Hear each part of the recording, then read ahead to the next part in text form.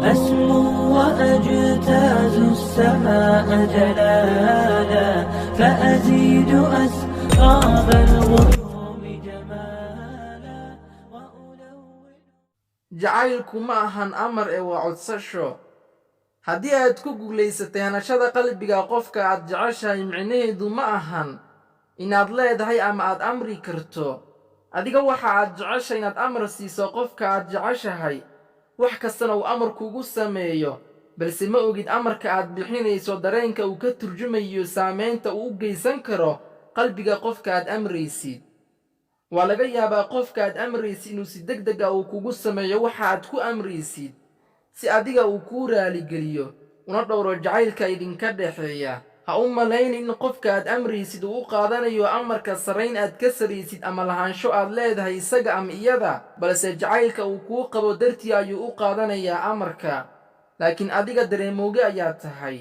jacaylku ma ahan lahaansho ee waa ahaansho. qofka aad jeceshahay ma lihid isagana kuma lahan, ee waxaa idin kulmiyey dareen jacayl aad isu qabtiin oo ahaansho ah. fahan ka hor inta aadan qof jeclaan in qofka aad jeclaanaysid aad adiga lahayn wax amri karin ee keliya aad uga xusan karto. jacaylka lamaanaha ka dhexeeya waxa uu ku bulaalaa inuu qof kasta la yimaado codsasho. ka codso gacalisadaada ama gacalyahaaga waxa aad rabtid inuu kuu sameeyo. tusaale, gacaliso ma ii samayn kartaa sidaa iyo sidaa? hadalkani codsashada ah gacalisadaada ama gacalyahaaga waxaad siinaysaa doorasho inuu ku raaco ama inuu ka cudur daarto.